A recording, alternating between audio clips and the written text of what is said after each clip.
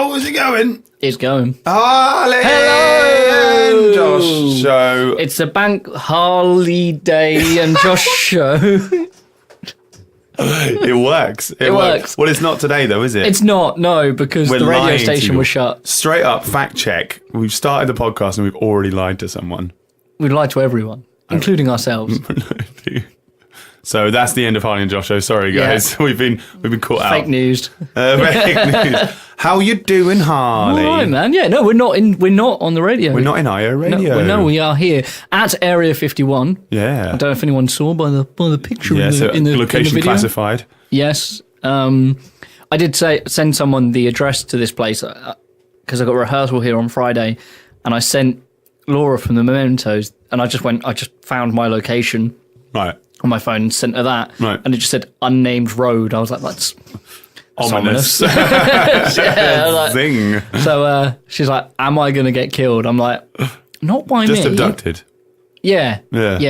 Good old aliens. Hopefully only by an alien. Yeah. Not like a trucker alien or something like that. Go get my truck. Yes. Zibba zab zab. Yeah, I suppose that's was it what's his name? Bill Cosby. Oh, God. Oh, zip.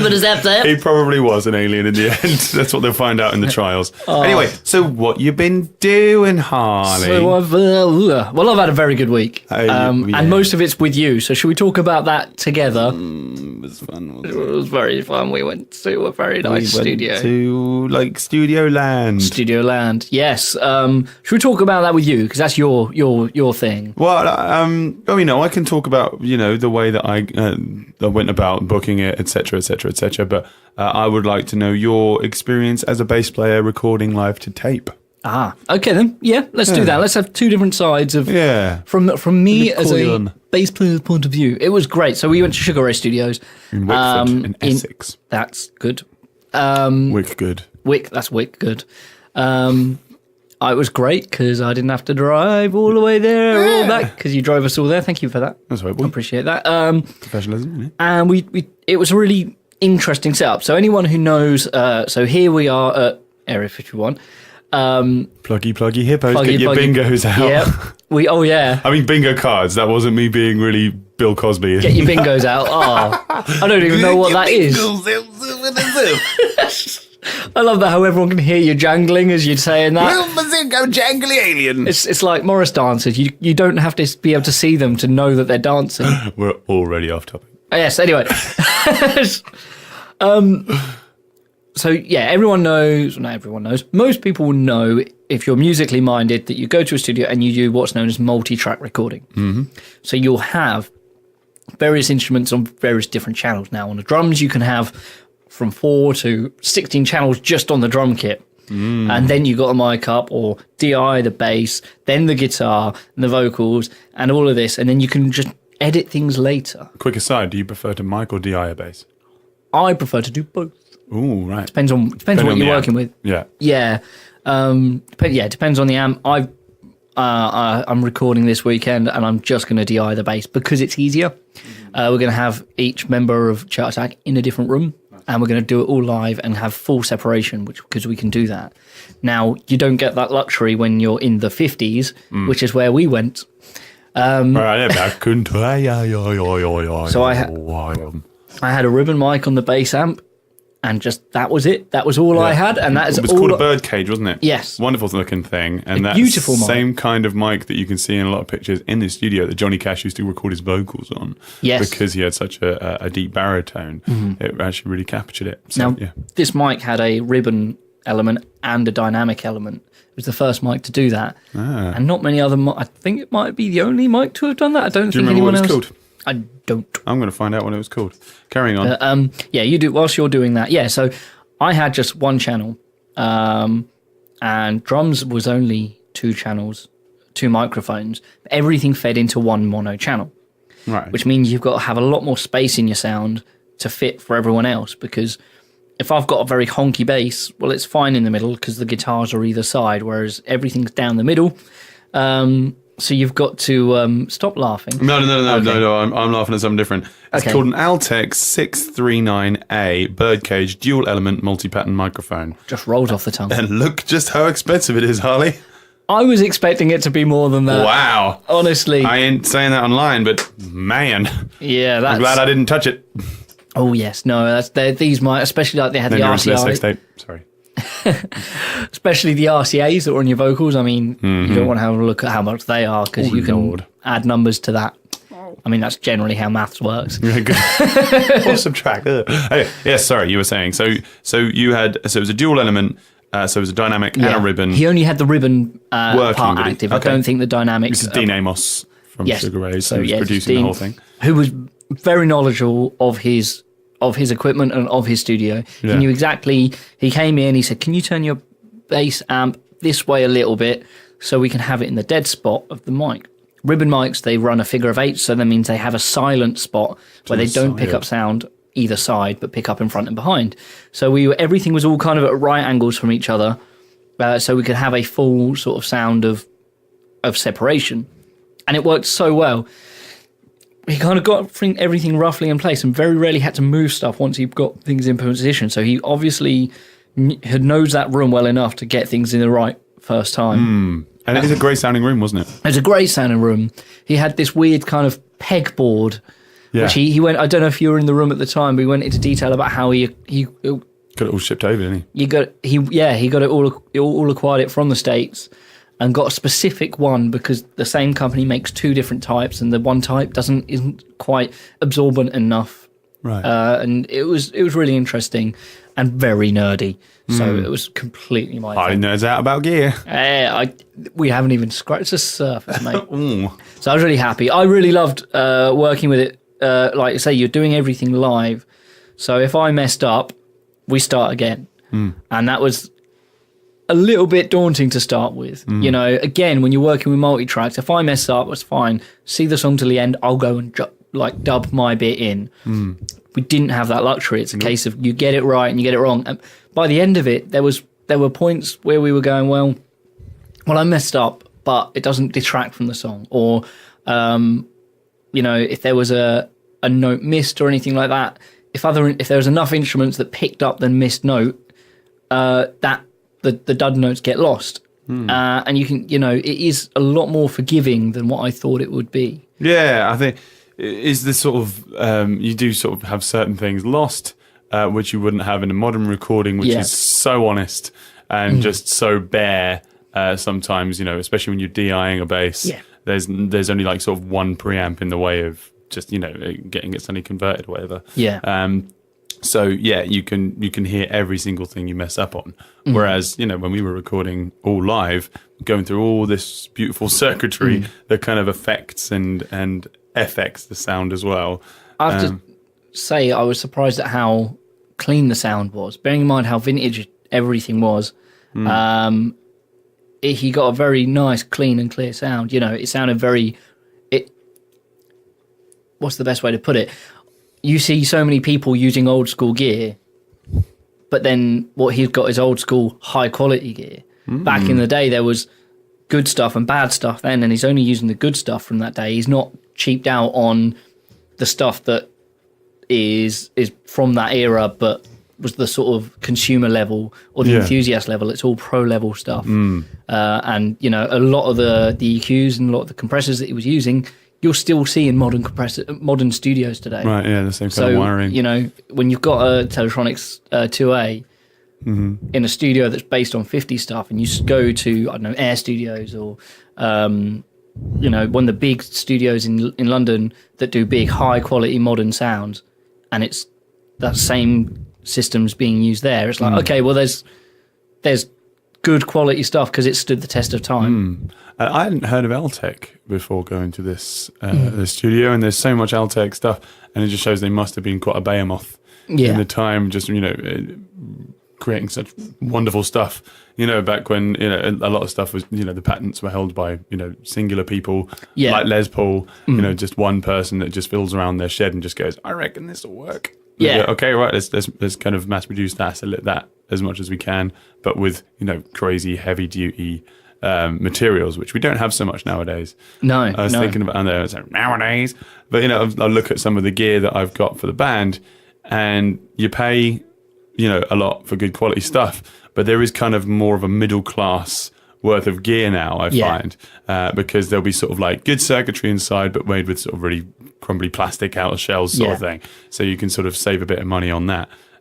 But yeah, there didn't seem to be as much of that back then because it had to be made from, old Spitfire parts or whatever. That's it. Yeah. Well, that's it. Unless it came from a bomb. The microphone we got through there, which is based on a Neumann U47, and I think that was originally made out of old, Hurricane parts. Right.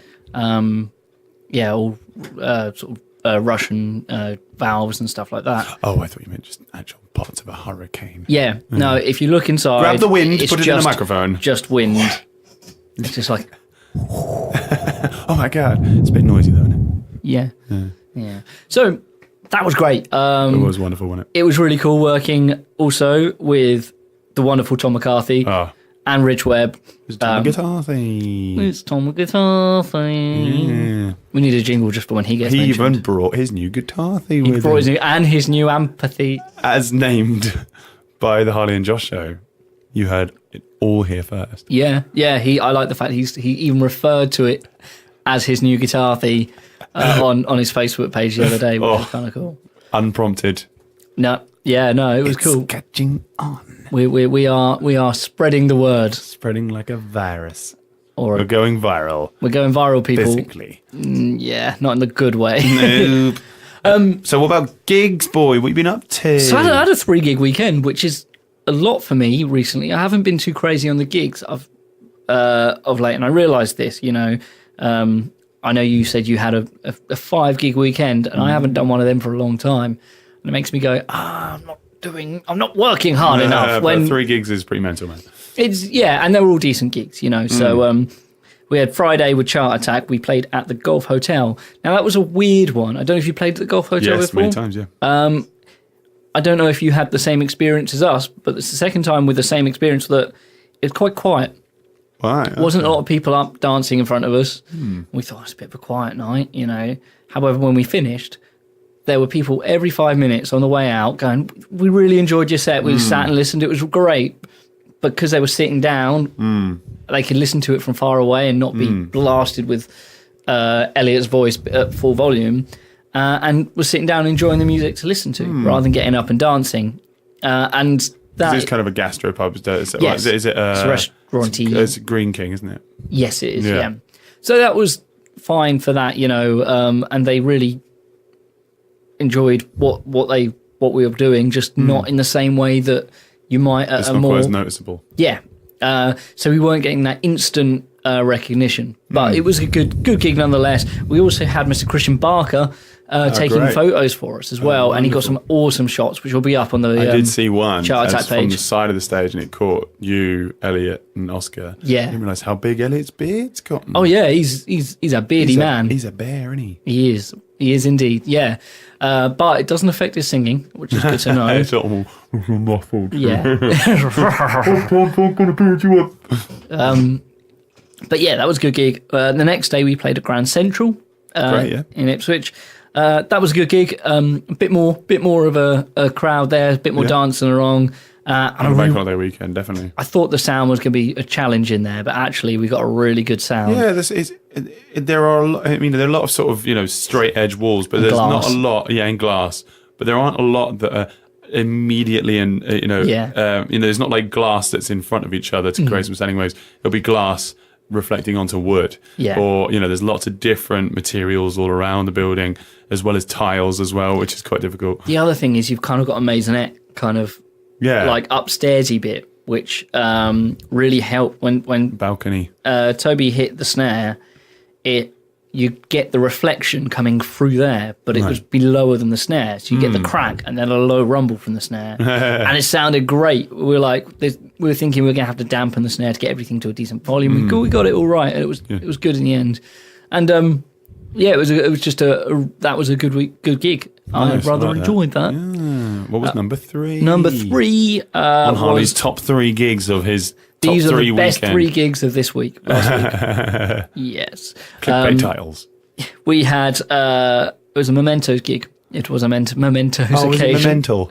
It was Memental. It was we played at the Granary Estates in Newmarket, which I have mentioned before because we played there a little while ago. Oh, right, Memento. We had back with us Nick White, Again, it was just a second gig that he's decked with us, but at the same venue. The same venue. I had an inkling there. Yeah. Yeah, I think I probably mentioned this last week. But yeah, it was good to play with him again because, and he really enjoyed it more so than possibly what he had done in the past because he kind of got a little bit jaded from doing sort of function gigs, doing weddings and playing sort of music that he's not necessarily passionate about.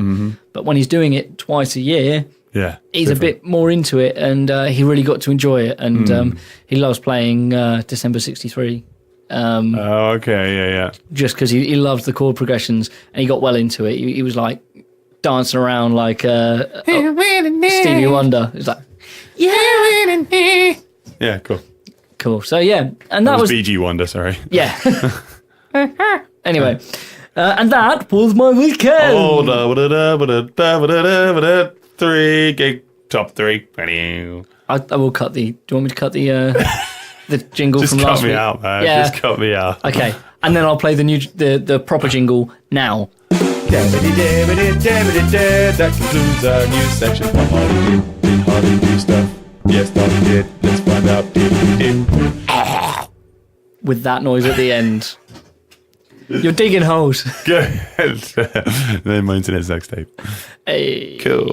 So it was all gigs and recording for you. It was all gigs and recording, yeah. Isn't that nice, mate? Isn't that nice? Well, it's pretty much exactly the same as me, boy. Yeah. Where were you recording last week? I just hit the microphones down and then I made a big deal out of it. Please cut that out. Sorry. What am I doing? I'm trying to remember what the bloody hell I did.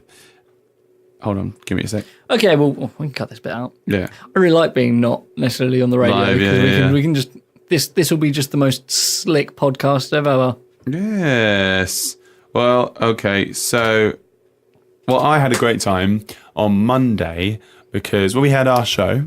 Yes. But I also was doing the flashback show on IO Radio. You were, yeah. Which, with Lewis and Sam and Chris, and we were talking about a certain year.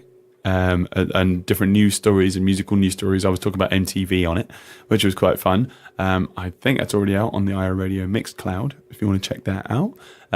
You can also hear the same show that we do live on the IO Radio Mixcloud with all the songs still hit in there, so we haven't cut them out. Yeah. So if you want to check that, we'll put that in the description. #descript. But yeah, and then that day was Meg Burrows' birthday. Happy birthday, Ms. Burrows. And I was invited along to Lucy and John's place. Oh, yeah. From Honey and the Bear, who we've played, Harley and Josh show favourites. We've played them on the show. We went around there and with Jordan Hay. Oh, yeah. It was me, Meg, Jordan Hay, and Honey and the Bear. Now, you can see why Lucy and John write such beautiful music when you see the view from their garden. They live in a beautiful place. Yeah. They've got a real nice family vibe. It was her grandparents' house, I believe, and they've still got the same carpet down in there that she learnt to walk on. Wow. Just so cute. But yeah, we had a little bit of a jam in there and then watched Back to the Future 2. Ah, nice. It was great. But, Lucy hadn't seen it before, and the worst people to watch Back to the Future 2 with are people who've seen Back to the Future 2. Because it's just me sitting there going, oh, look, it's got the almanac, and oh, look, it's the same hoverboard. But yeah, no, it was loads of fun because it had been a while, and I'm listening back to the soundtrack, Nala Silvestri, wonderful composer. But, I'm hearing some of those kind of similarities between the Predator soundtrack and the new Avengers soundtracks, because you can really hear those sort of pianos things. Dun, dun, dun. Dun, dun, dun, dun, dun, dun, dun, dun, dun. I can hear it now in my head. Yeah, exactly. Yeah. But so that was a really nice evening. We just got to hang out and talk about music, but not work on music, if that makes sense, and jam if we wanted to, and we were talking about what our ideal festival was. Where it would be. I was talking about, I'd like those Croatian festivals you get to go to, with all this sort of electronic music like Dimensions and Soundwave. But I said I'd like to have it on an island with dinosaurs. Like Brachiosaurus stage, So it'd be like Jurassic Park, the festival. Oh, okay. With less murder. That's less appealing. Oh, yeah. I've got to hide my murderous tendencies on my there. What? So that was a really nice evening. The rest of the week, we had our jam here, didn't we? On the Tuesday night. here at Area 51, going over the songs for our half of our sort of double EP that's going to be coming out.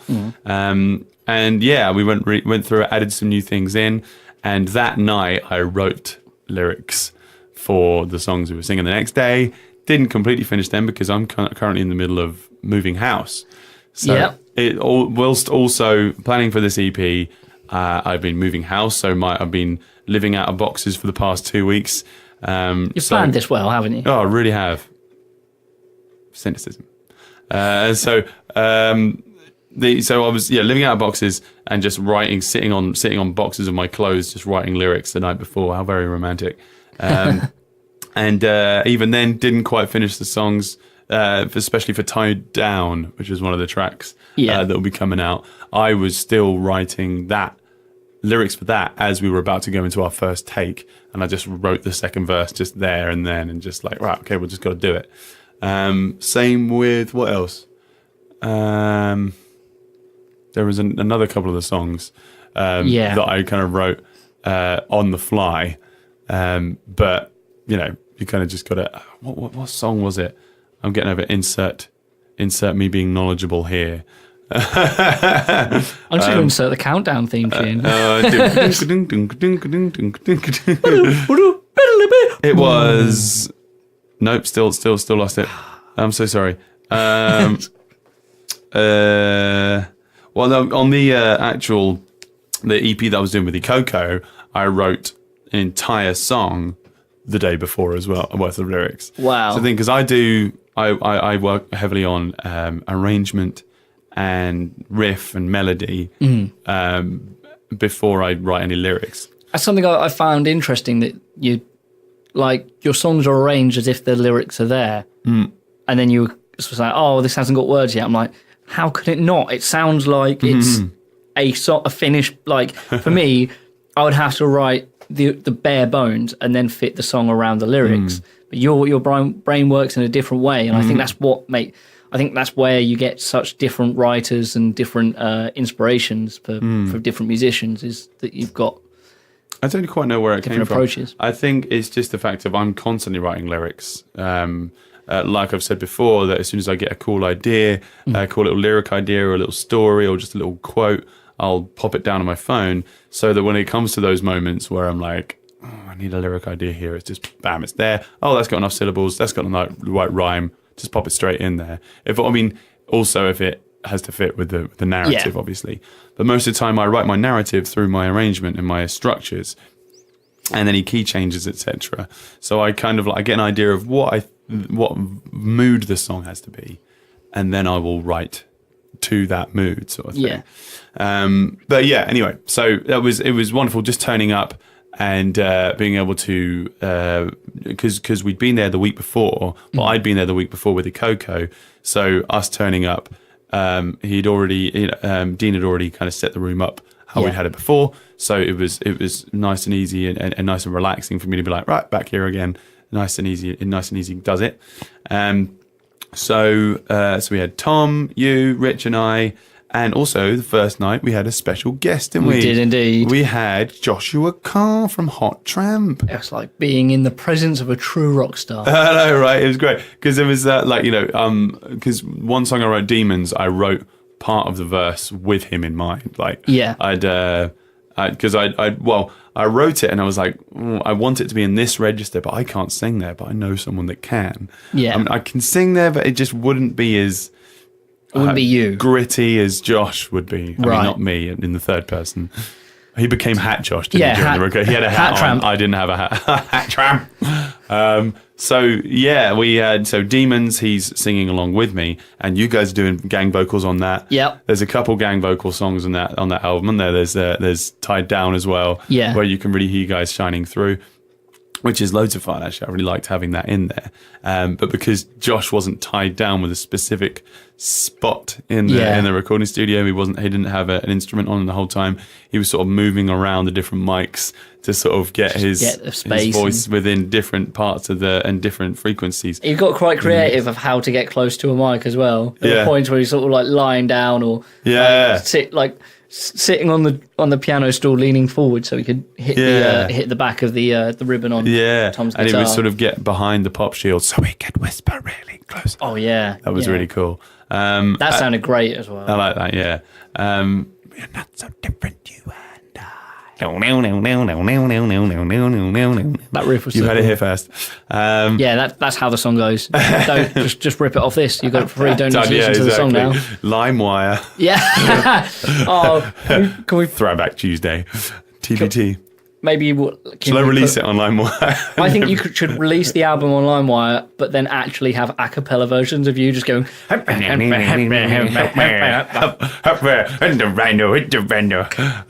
So throwback for Harley. The songs are sounding really, really nice and full now. Now I've listened back to the things. I'm listening to different takes and thinking which takes are the best ones. And Murray and I are going over them. Difficult now because I don't live with Murray anymore. So now me and Murray have to be sort of, talking about talking about. Oh, you should write each other's letters. I know, wouldn't it be great? To whom it may concern. What do you mean, who may concern? It's only for me. I have listened to the recent mixes and they are dismal. No, Wait, is that good or bad? Dismal. Fan-damn dismal. Fan-damn dismal. Dismal, not a dismal. Dismal is good. Dismal. Okay. Sure. I'm learning today. Yeah, so am I on the spot. Going through that and hearing all the different takes and kind of hearing me going all the time when I get something wrong. And also Josh Carr brought along his floor tom that he brings along to the Hot Tramp gigs, because that song was partly inspired by their song Tie Me Down. Ironically, Tied Down is inspired by Tie Me Down. Which they've got a video out for on YouTube. Nice. Filmed by Tom Wright and Raina Vandell. Tick him off your list on your bingos. I was like, I've seen them play with that floor tom. I've hit that floor tom lots of times live. I need that to be in my recording. It was great. It was him with a floor tom and a snare for that, and us clapping and going, hey! Help me! Hot Tramp! After that, was immediately onto the gigs. So once I'd finished playing, once we'd gotten home from Wickford, I had to immediately pack down everything left that I didn't need and pop it into the container and into my van and just start moving things. And then we had a gig on Friday night in Felixstowe for Ferry Fest. Ferry Fest has been going on. Lots of sort of arts and craft, family stuff, as well as live music, Kaylee and everything. We were playing with the Craze. I was going to say, were you there when they were on? Yes, yeah. We were. So they provided PA, it was loads of fun. We share a lot of the same songs in our set, so I had to be sitting there writing down which ones they'd played, just crossing them off as they go. Impilo, fortunately, had a show that night, but unfortunately for me, because two of my guys were unavailable. Yep. So we had Rich, myself, and Ben Diffley. So Sweet. Diffley played 2 gigs with me this weekend, which was really fun. So we had the same setup. Rich, I was playing double bass most of the weekend, to be honest. Yeah. Because Murray had Impilo shows instead of Raina. So Friday night, great crowd. They really, really did well. The Craze whipped them up. We just kept it going for the rest of the night. Lots of love for this brand new festival. I think it will carry on and happen next year. The mayor was there and was very impressed with how it was run and also the bands, which is great. Awesome. It was the Craze. I'm trying to remember everybody from it. It was Dermot Gardner, from Mark Gardner's son, Wade Ablett. Yep, that's the only 2 I know. So you're on your own now. Tom Stafford. Oh yeah. Okay, those 3. I forgot Tom. Harry, the drummer, who I can't remember his surname. Wonderful drummer. Yeah. I think he's only just come out of high school. Wow. He's great. He's a lovely guy to work with as well. And Alex, the bass player. I kept calling him Jack. But yeah. Yep. So I'd worked with all of those guys before. It was nice to watch them all together on stage in different band that I'd not seen before. So well done, guys. They did go on late and extend their set, which pushed our set back, which is, if you're Harley and Josh Show listeners, is a bugaboo of mine, because I'm like, it's the only person you're messing up is the people that are playing after you. Yep. Which does not help your situation. But they played well, and they let us use their PA. So Nice, balances and out. makes your night a bit quicker and easier. A little bit easier. The next day we had 2 parties to play. One was a private party up in Dedham. So I had 3 gigs in Dedham this weekend.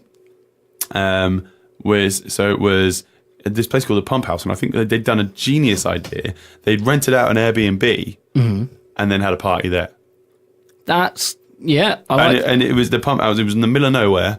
I mean, there were houses nearby, but it was all it's like Stoke by Nayland way. So it was a really beautiful place. It used to be a pump house. It was just sort of like a single double bed, single bedroom, but with a double bed.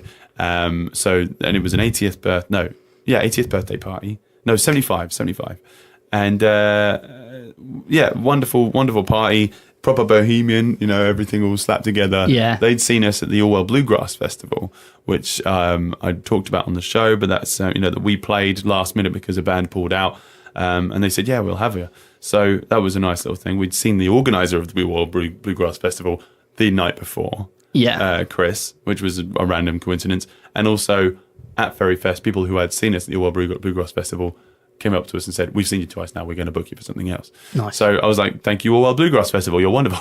That's really good. Nice little last minute thing that's helped me out a lot. Oh, great. There were a nice crowd, lots of children, little tiny toddlers, which were dancing stupidly cute to my thing. And there was one that just had a corn on the cob in her hand, which is bigger than her head.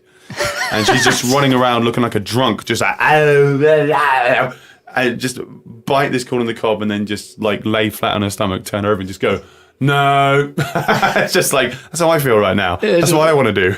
Why isn't it okay for adults to just walk around with a corn on the cob in your mouth and just lay on the floor and just go, no? I mean, if you tried it, I'm sure no one would stop you. They would just film it and put it on Instagram. I mean, I would. Instagram. Yeah. Hashtag Instagram. It all comes back around. Yeah. That was really fun. But the funny thing was, we had the next show that we had was just over the A12. In Dedham Vale for the Dedham Vale Vineyard Cider and Wine Festival, nice. Which courtesy of Polly and Tom from Pink Shed put us on, headlining that night. Props to them. There was a lot of rain going on over the weekend, but they really powered through. They had a fantastic lineup. 3 bands I can remember were Space Cake. Nice. As we turned up, they were great. They got the sound perfect. Chris and the guys did. Then saw the Delta Jacks. I'd not seen them before, but they're sort of hillbilly country stuff. They played Folsom Prison, so I didn't put that in the set. But they were really good. They really got the country stuff down from Essex. Cannot remember where, but I'd go and see them again. So if you're into your country stuff, awesome. Go check them out. They're really nice blokes as well. And Stretch Soul Gang. First time I'd seen them play live. I've heard, I've been, up their bums on the show so many times, like a cat and a watermelon. But what? Please explain that. No, please explain that. No, I'm just talking about your affinity for that. You've already discussed this, and if you don't put it on the show, then it's your own fault. Stretch Soul Gang, really, really wonderful band. They sound just like they do on their recordings. I don't get how they do it. They're very, very tight. Speak very highly of you. Because I was talking about, I've been playing your tracks on the thing, and they're like, I know Harley very well, the bass player. I did not catch his name. Sick. And the singer as well. They're both just saying, you're great. Thanks, guys. It was a heated debate between us. I was like, no, he's not. I like that. Shut your face right now. Yeah. No. Stop right there. No, I was blozzing you too. We were just sort of just talking about the writing process and stuff, and then recording. They've got a new single out apparently, which I have not heard yet, but you can check that out on iTunes. So I'm going to be listening to that on the way home today. Sweet. I'm glad I reminded myself of that. Thanks, me. You're okay, mate. Yeah. Good, me. Done good, son. Thanks, me. I mean, Harley. And then we played, and man, the crowd was so up for it. They'd been rained on all day. There were still kids up and about. I mean, we started playing about 9:30. Things had been pushed back, but we did a really quick setup, so we still had 5 minutes to spare before we went on, because I think it took us 5 minutes to get ready, and then I was just like, well, we don't have to go on straight away. We've brought things forward now, which is good. So yeah, the crowd was super up for it. I was doing that left versus right thing when you get people on the left singing and get people on the right singing and see who's better. Doing the whole twisting competition, which always works live. I love doing that. Anything you can do to get a crowd engaged through competition. What are you talking about? I'll tell you later. Oh, you're thinking about the twisting thing, right? Okay, yeah. Okay, replacing twisting with something else. I get you. Any Lockerbillies listening will know exactly what we're exactly, about. and also my girlfriend will know. What? I mean, phrasing. Getting everybody to sort of like, me and Rich teach the audience how to twist. Okay. And Rich does a wonderful, little. I can imagine he's pretty good at the he twisting. displays his twisting abilities very well, dear. Twisting from the top down. Twisting from the top down, he does. That thing, we also, just getting that great thing, dividing the audience up, just saying how we're doing at the back. How we doing down the front? We had a bunch of vulgar hecklers down the front, which was great because they were just like, "I want to know if you'll S my D," and we're all just like, "That's such a Lockerbillies joke." Like, they get us. They get us. They get us so well. So really, really great because I mean, like some of you guys may know, I've been feeling the stress of doing, recording an EP. Teaching, moving house, and gigging 5 times over a weekend, pretty heavy. I put up a Facebook status the other day, which I don't do that. I think that's I get very annoyed when I see people airing out their problems on Facebook because I'm like, all that's going to happen is people's opinion of you are going to change, and I think I've had that. I've suffered from my own Nostradamus effect because I've had a lot of people sitting there going, all right, man up and stuff like this, and like but it's my own fault if you air out your problems on Facebook is what happens. Yeah, but you're the sort of person that works hard enough that you've done that once in your however long career it is. And I think a lot of people were thinking of you and hoping that you may survive the weekend, and you're here now. Yes. And it's not. Am I though? And nothing bad has happened to you this morning that has made everything worse. Oh no, my wallet got stolen. Yeah. My wallet got stolen today. Yeah. Had you forgotten about that until I reminded you? Oh yeah, a little bit. Yeah. Oh. So anyway, I'm just gonna go now. You probably should be going soon. We're gonna have to try and wrap this up, but but anyway, so. Yeah, 5 gigs down. On the Sunday, we played a wedding up in the toll booth in Dedham, which was wonderful. Again, great little things to cheer me up. You're having a good audience that are up for it. There was one guy who was being a massive douche, came up to me and asked for me for an obscure rockabilly track. And he's like, come on, you're a rockabilly band, do it. And I'm like, he's doing it in front of everybody. And I'm like, oh, fine, then off we go. The annoying thing is it has a bar of 6 in it, and I was playing with Rich and Diffley, and I'm playing double bass, so it's very difficult to do signals. We still nailed it. But what does this dude do? Good shout. Carries on with the requests. This is why sometimes do not pay attention to people who are doing requests. He was being a douche all night, coming up and sitting there going, play this song, play that song. And I'm like, no, we got to play what the bride and groom want. There's a term for someone. Freebird guy. Yeah, there's a term for someone who's talks to the band whilst they're working, which is arsehole. Arsehole. They're an arsehole. Great. I'll arsehole. Yes. Right. So, if someone's being a bit of an arsehole. Asking wholeheartedly. Yeah. Oh, good. Because that's not even a swear word. I mean, it wouldn't be, obviously. No, that doesn't. It's not a pun on anything at all. Nothing at all. But you can, Oh, he was being in a total asshole. Yeah. Wholeheartedly. And then at the end, when I'm DJing, he's like, yeah, can you play this specials track? I was like, Ghost Town. He's like, no, this really obscure one. I'm like, oh, no, don't have it. Can you play this Johnny Nash one? I'm like, oh, I found it, but I'll see if I can play it. And I didn't play it because it's an obscure track that only he and one of his mates would get. And they'd be like, ooh, bouncing around the floor all night, being pissed as farts. That sounds like the sort of person that doesn't want to hear that song, but he wants everyone to know that he knows that song. Obscure. Oh yeah, of course. And then so during our set, we got heckled by the crowd, which I didn't mind. They were the best men and the bridesmaids, and it's just like, it's your party, you do your thing. They weren't being honourable. They were just like, play Take Me Out, Franz Ferdinand. I was like, no. And they were like, play Nickelback. I was like, who asks for that? They do. But anyway, so yeah, so at the end I play Take Me Out. They go mad for it. And then I play How You Remind Me. And you go mad for that. So I'm like, okay, so I know my crowd now. So then I'm playing the Killers. Trolls. Yeah. But I'm playing the Killers, and I'm nice. playing, Don't Stop Me Now. Playing like Proud Mary. The kind of stuff, the floor fillers. People that can interact. It goes down really well. Gets you to the end of the night. It's always Journey, Don't Stop Believing, and Bohemian Rhapsody to end the night off. It's a great way to wind down. Everybody's always like, yay, at the end. This guy comes up to me and goes, where was my track?